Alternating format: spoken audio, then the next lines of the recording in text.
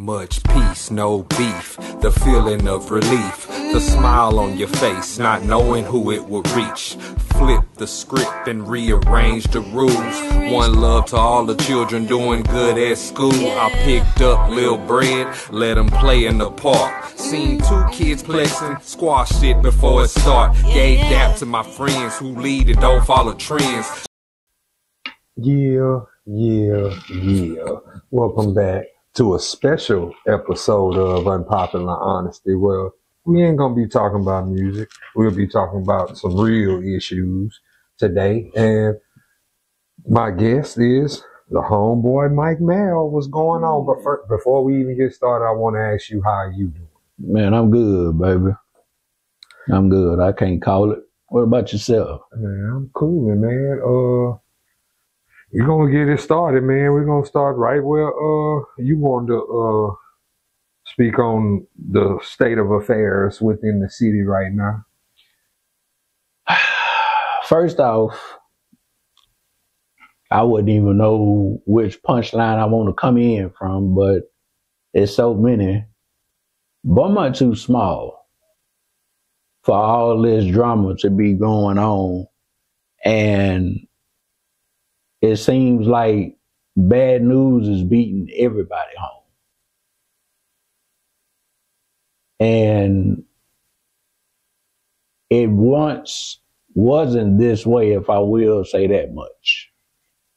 I can agree with that, because I remember one time when Beaumont was 100% different than what it is now. Right. In terms of, we grew up in the era where you could still keep your windows up at night. Right.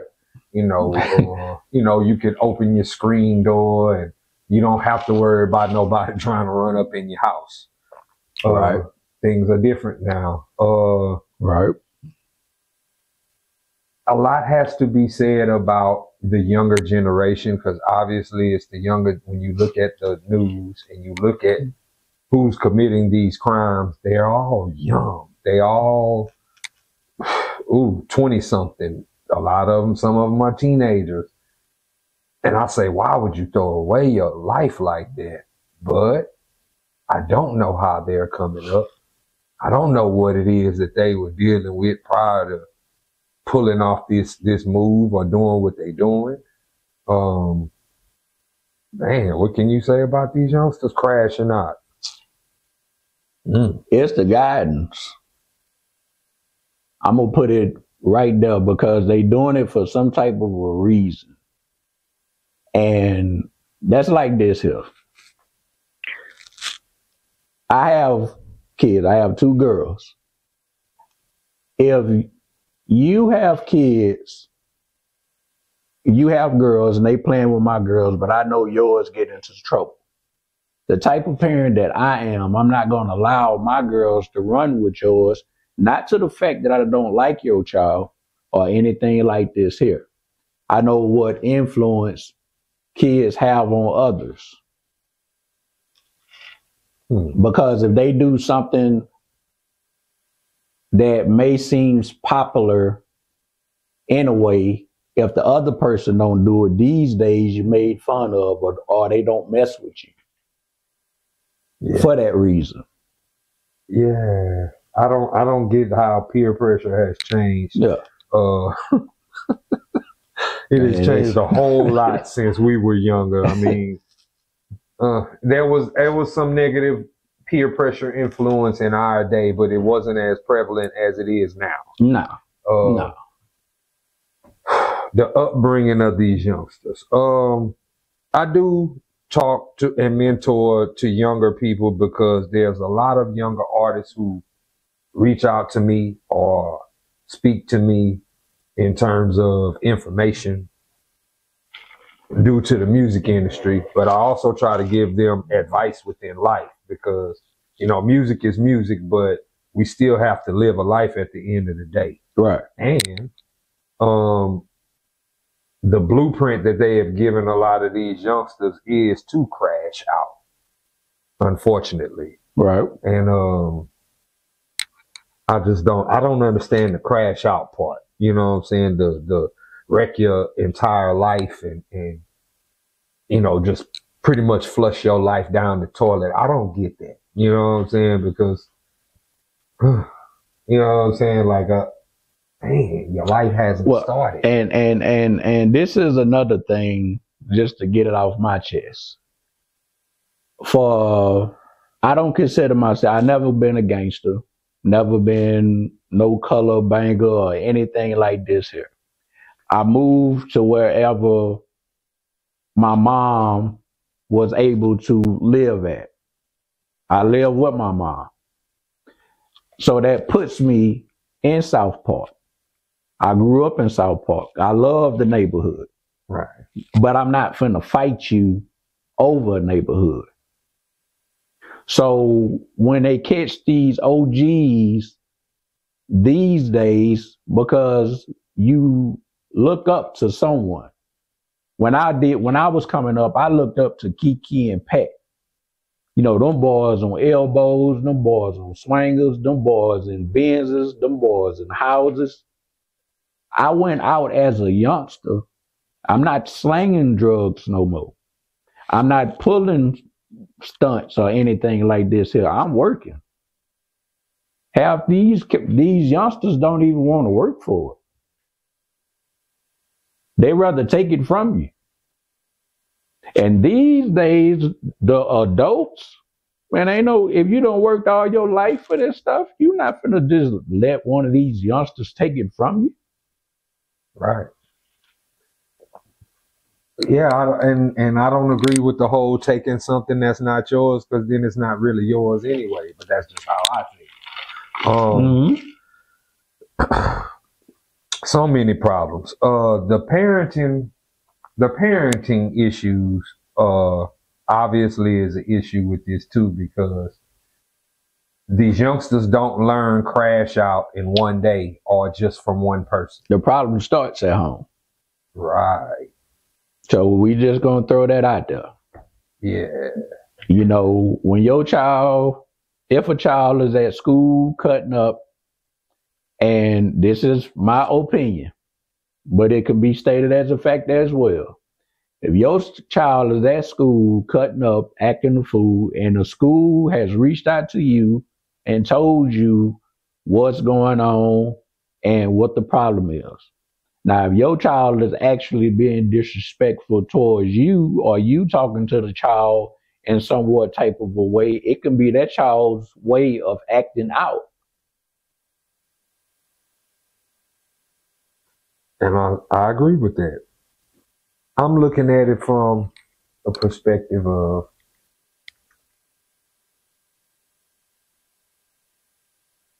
I don't know if most of these kids come from single parent households. Majority do. And that plays a role in how they conduct themselves when they go outside the house. Okay. And I want to say this right here too.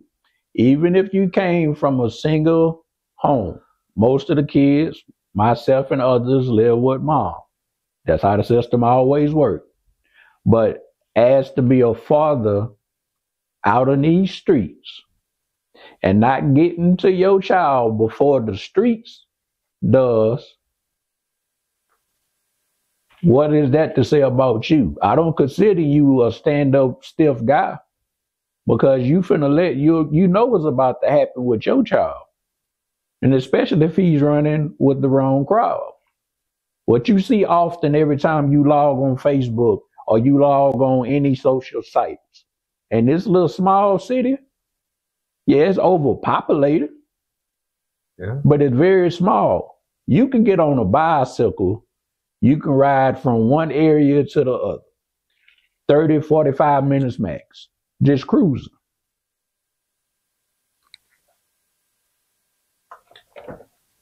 How do we get to a solution to the problem is the main thing, because we can identify the problems, we can identify what leads to the problems. Can we identify a solution? Yeah, chastise it. Chastising. You mean like how back in the day, it used to be stiff like that? Yeah. Ooh-wee. Hey, boy. Yeah.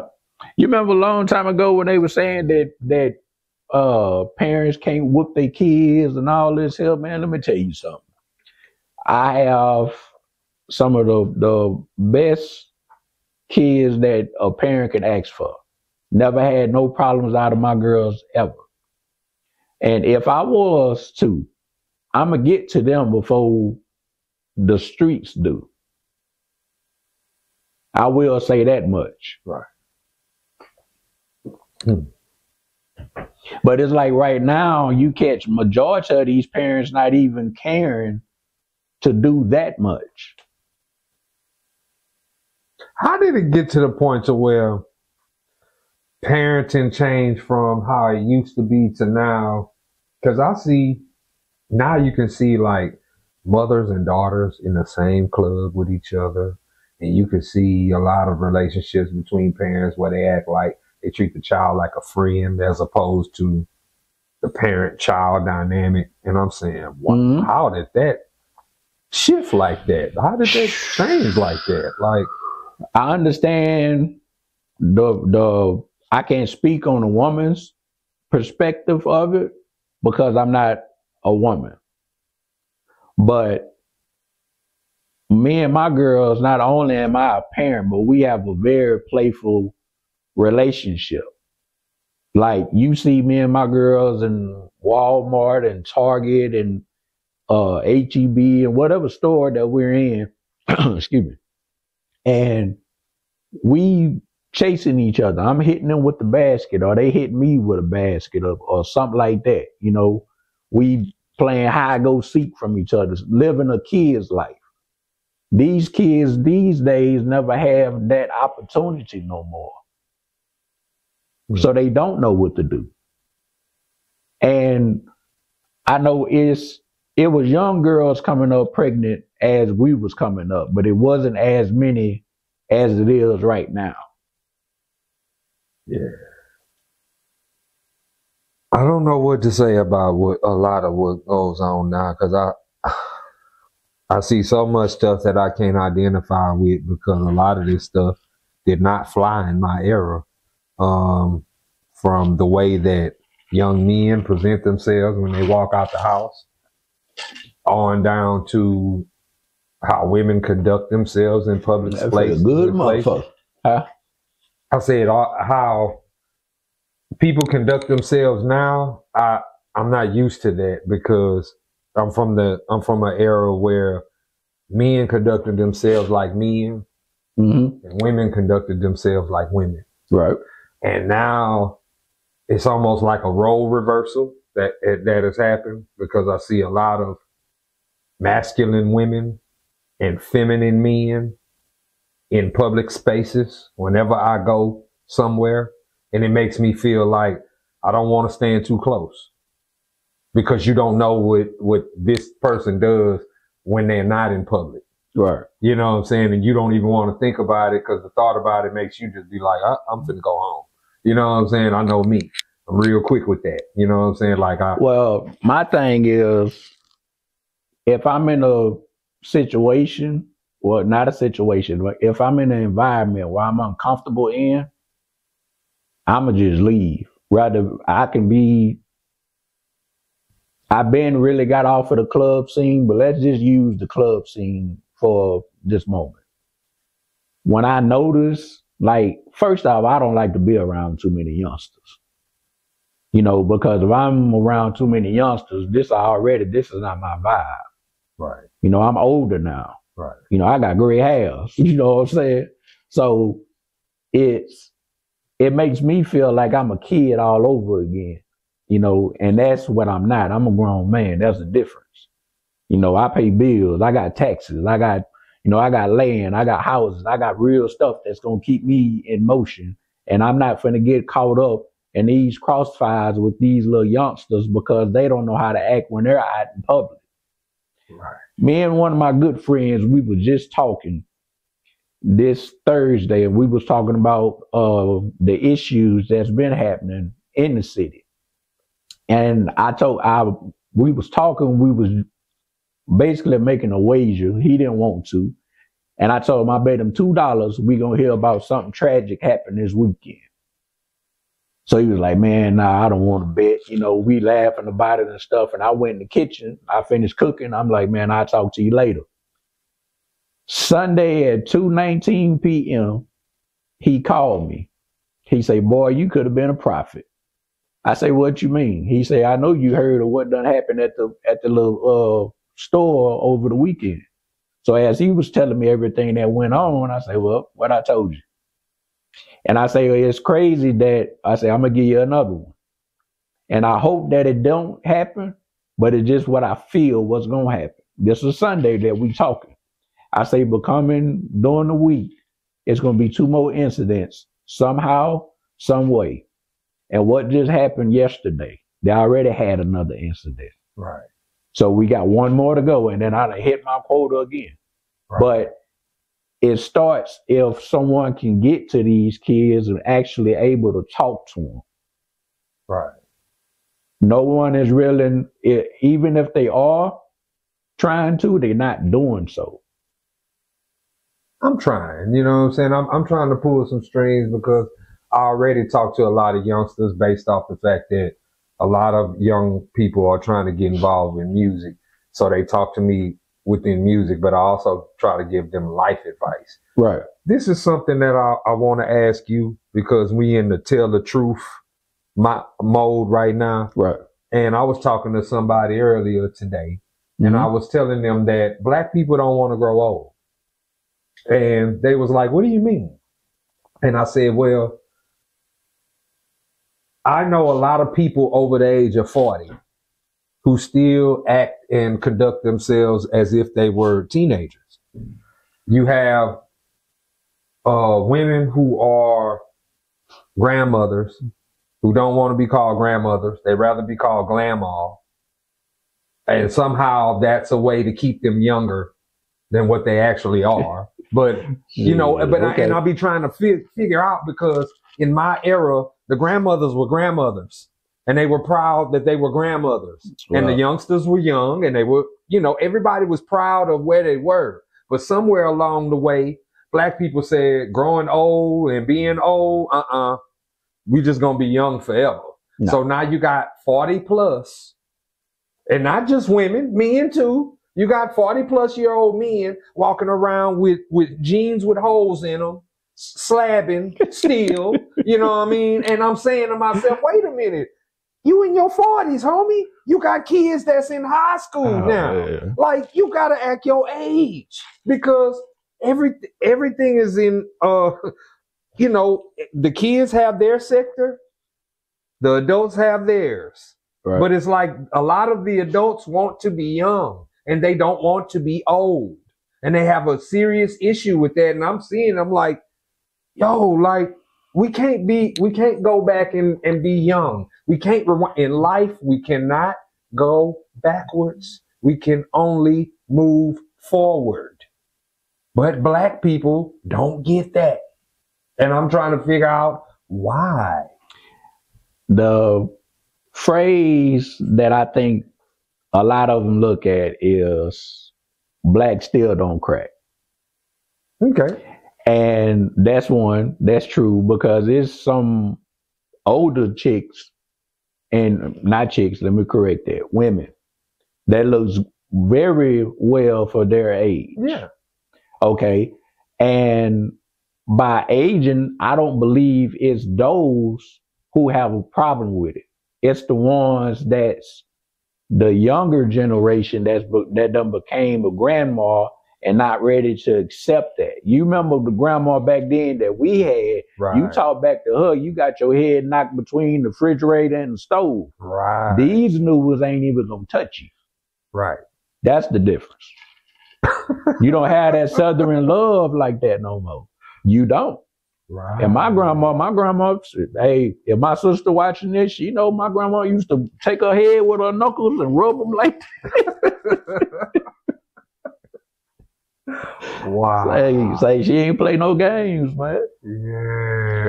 I mean, that type of old school parenting. Yeah, it's gone. Kept kids out of trouble. The penitentiary. Yeah. You know what I'm saying? If you heard about a kid back then going to the penitentiary, it's because it was a choice that he kept making. He kept He kept doing it over and over and over and over again. You knew the route that he was headed on, but it wasn't a whole village like it is right now. You know, this for Beaumont to be as small as it is one of the worst murdering spots in Texas. It's crazy. Yeah, I think about that all the time. I mean, like I said, like when we started off talking, we said that Beaumont used to be a cool place. Yeah. You know, it wasn't, I mean, the worst you could worry about is, you know, maybe you getting into a fight with somebody, but you didn't have to worry about losing your life. Nah. You ain't have to worry about your safety. No. You know what I mean? Now You ain't have to worry about none of that back then. Yeah. But all that done changed though. You know, Yeah. and I feel like this here, and I feel strongly about it. When like them little after hours spots, you know, I know everybody making their money and all that. But once you start seeing them youngsters come around there, you just need to go ahead and tell them, hey, look, y'all not even welcome here. But they not gonna do that because there's money involved. Right. But you knew majority of the time what's already bound to happen once they start linking up like this here. Yeah, I hate that. I hate to tell the facts how it is, but come on, let's just be honest. Yeah. If it walk like a duck and quack like one, what is it? Yeah, you ain't got no disagreement with me on that. I'm on some, you know, if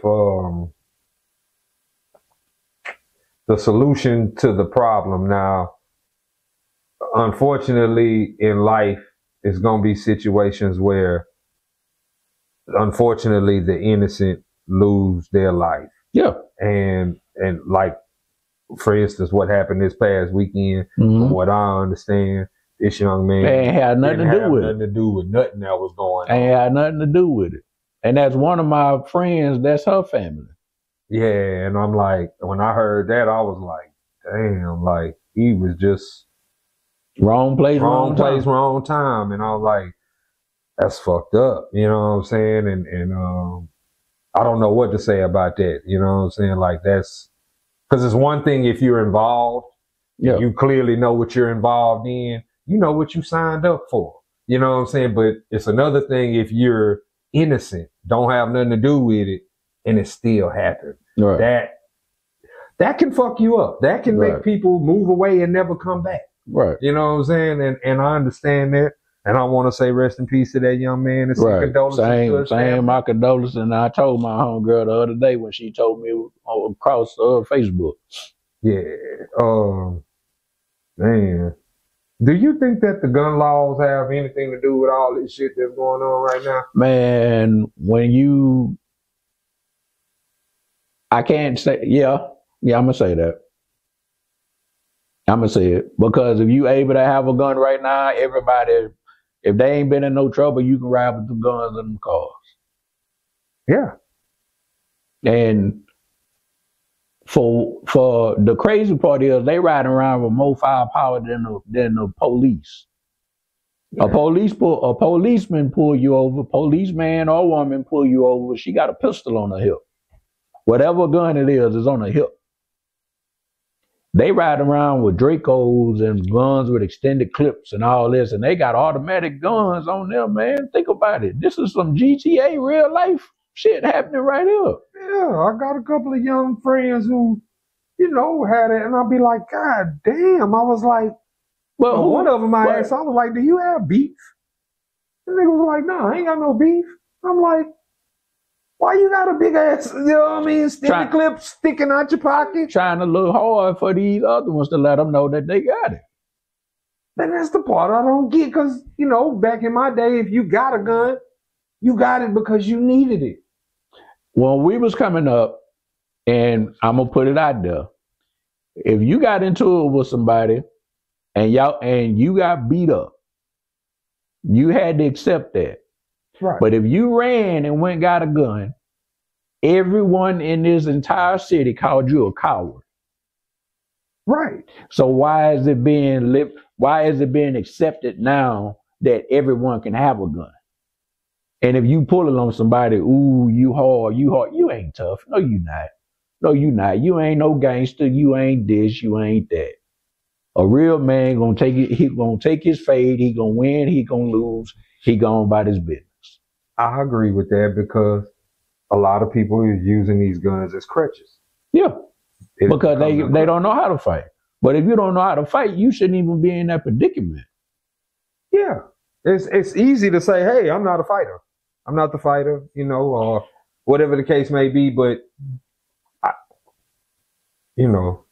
don't understand the way that things are looked at now, the way things are viewed now. I'm still viewing it with the old law 90s lens. Yeah, and that's the lenses that I was always taught them, the ones I'm gonna keep across my eyes every time I open them. As the Lord give me the brightness of the day to open my eyes, that's the way I look at this entire world by the description you just said.